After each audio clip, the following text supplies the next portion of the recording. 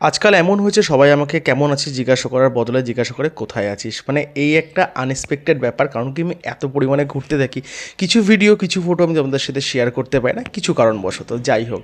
তো এই জিনিসটা বড় হাস্যকর কি কখন কোথায় যাই অনেকেই জানতে পারে না। আমি তোমাদের সাথে ভিডিও শেয়ার করি অনেক দিন পর পর।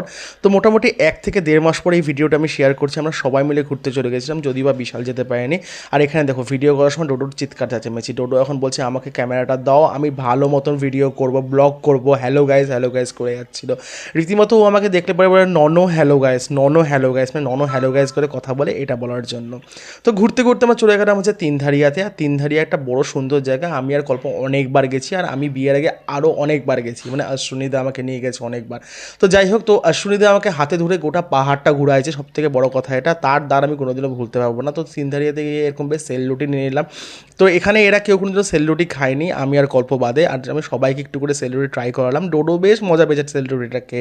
ও বলছে ননো আরও একটু, মানে ও না খাওয়া দাওয়া করতে টুকটাক খাওয়ার বেশ ভালো লাগে, কিন্তু ওর যেটা মেন খাদ্য দুধ ভাত মাছ এগুলা খেতে ওর একদম পছন্দ না, ডালিয়া এগুলা খেতে পছন্দ না। তো যাই হোক, তো তিনধারিয়া ঘুরে টুরে নিয়ে আমরা চলে গেলাম গিদ্দা পাহাড়। তো আবার সেই একই দশা, গিদ্দা পাহাড় কল্পর কপালে একদম দেখার নেই, কারণ কেউ যতবারই যায় ততবারই কুয়াশা। আর আমি এর আগে যতবারই গেছি তত সুন্দর সুন্দর একটা ওয়েদার, সুন্দর একটা দৃশ্য দেখতে পেয়েছি।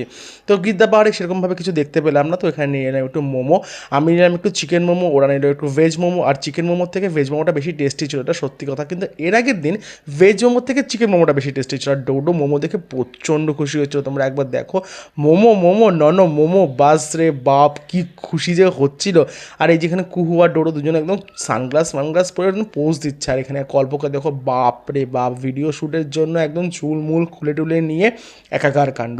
তারপরে চলে আসলাম আমরা হনুমান টপে। আর এই হনুমান টপে আমি কতবার গেছি, তোমাদের সাথে কতবার শেয়ার করছি, তোমরা ভালো মতন জানো। কিন্তু হ্যাঁ, যে কেউ বা শিলিগুড়িতে আসুক না, সবাইকে আমি আশেপাশে কার্শিয়াং পাগড়াটা ঘুরিয়ে ভালো মতন ঘোরাই। কারণ কি, আমাদের কাছে হতে পারে এটা একদম একটা বেসিক জায়গা, কিন্তু সবার কাছে এটা বেসিক জায়গা না। অনেক পাহাড় ঘুরতে সবাই খুবই ভালোবাসে। আর কার্শিয়াংটা আমি যতবার জানি ততবার ভালো লাগে। আর এখানে মেঘের খেলা দেখো ভাই, একটু আগে জাস্ট ক্লিয়ার ভিউ ছিল, এক্ষুনি মেঘে আর মেঘ হয়ে গেলো। মানে এত সুন্দর জায়গা না, আর কি বলবো, মনটা না বসে সারা দিন কেটে যেতে পারবে এখানটাতে। তারপরে ডোডোকে দেখো দৌড়াদৌড়ি করছে, বাপ রে বাপ, ডোডোর যা আনন্দ পাহাড়ে গিয়ে, ওর মতো আনন্দ আর কি বলবো। আর বেশ সুন্দর, বলে না দার্জিলিংয়ের রাস্তা, তার সাথে হচ্ছে কুয়াশা বৃষ্টি, তার সাথে এত সুন্দর ওয়েদার, আর এরকম বেশ হাত বাড়িয়ে। আর এখানটাতে লেখাটা দেখো কি সুন্দর একটা লেখাটা দেখে না মনটা জাস্ট ভরে গেল।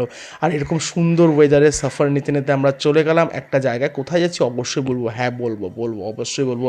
এখানে সবাই ভিডিওতে আছে, সবাই মোটামুটি কেলটেকে যাবে, খিদা মোটামুটি পেয়ে গেছে, প্রায় মোটামুটি 2টার মতো বেজে গেছে। আর আমরা এখন হোমস্টের দিকে যাচ্ছি। হোমস্টেতে কোথায় যাচ্ছি সেটাও আমি অবশ্যই জানাচ্ছি, দাঁড়াও, এত পেশেন্স হারালে চলবে না। রাস্তা এবড়ো খেবড়ো পুরোপুরিভাবে, আর সেই এবড়ো খেবড়ো রাস্তা দিয়ে আমি চলে যাচ্ছি হোমস্টের দিকে। সবাই বলছে বিকি এটা কোন হোমস্টে বুক করেছিস, কারণ কি হোমস্টে রাস্তাটা প্রচণ্ড এবড়ো খেবড়ো ছিল, লিটারেলি প্রচণ্ড এবড়ো খেবড়ো, কিন্তু প্রাকৃতিক সৌন্দর্য। আর এই হোমস্টেতে অনেক বছর আগে আমার জীবনের প্রথম ব্লগ আমি যেটা শুরু করেছিলাম সেটা হচ্ছে এই হোমস্টেতে গিয়ে একটা রিলস শেয়ার করেছিলাম। তো আমি আমার ভাই গিয়েছিলাম। তো তোমরা আশা করি বুঝতেই পারছো আমি কোন হোমস্টেতে গেছি। আমাদের রেইনবো ভ্যালি হোমস্টে, আমরা দেখতে দেখতে পৌঁছে গেলাম আমাদের কলেজ ভ্যালি রেইনবো হোমস্টেতে। আর এইখানকার ভাই কলেজ ভ্যালিতে যা সুন্দর ওয়েদার আর সুন্দর দৃশ্য দেখে না পাগল হয়ে গেছিলাম। দ্য রেইনবো ভ্যালি আমাদের হোমস্টের নাম ছিল, এটা আমাদের 2 দিনের ঠিকানা। বিশ্বাস করো, দেখে জায়গাটা না এত ভালো লাগবে না, তোমাদের মনটা জাস্ট ছুঁয়ে। কুকুকে দেখো একবার, দৌড়াদৌড়ি লাফালাফি, বেশ সুন্দর সুইমিং পুল থেকে ডোডোর তো মন জাস্ট ভরে গেছিলো। আর রুম দেখে তো আমি কী বলবো, আর প্রত্যেকটা ফুলের নামে রুম ছিল। আর রুমগুলো এত কোজি, এত সুন্দর। এখানে তোমরা চাইলে 2জন থাকতে পারো, 3জন থাকতে পারো। তো আমরা একটা রুমে আমি আলপো আর গল্প শেয়ার করেছিলাম। একটা রুমে সুরদিরা ছিল, একটা রুমে গগনদিরা ছিল, 3টা রুম আমরা নিয়েছিলাম। বেচারা আলপোকে আর সিঙ্গেল পার্সনকে কোথায় রাখবো, তো জন্য ভাবলাম যে না, আলপোকে আমাদের সাথেই নিয়ে নিই, বাচ্চা মানুষ আছে কী করবো। আর ওদের সাথে সবার সাথে বাচ্চা আছে, একজনের সাথে কুহু, একজনের সাথে ডোডো, তো আমাদের সাথে বাচ্চা হিসেবে আলপোকে নিয়ে নিলাম। তো এবার তোমরা বলো রুমটা দেখে তোমাদের কেমন লাগলো। ভাই আমাদের তো দারুণ লেগেছে। এখান থেকে যে ভিউটা, হ্যাঁ যদিও বা আগের বারের রুমের ভিউটা বেশি ভালো ছিল, বাট সব থেকে বড় কথা সারাটা দিন কীভাবে কাটলো আমরা নিজেরা বুঝতে পারি। নেক্সট আসবে নেক্সট ব্লগে।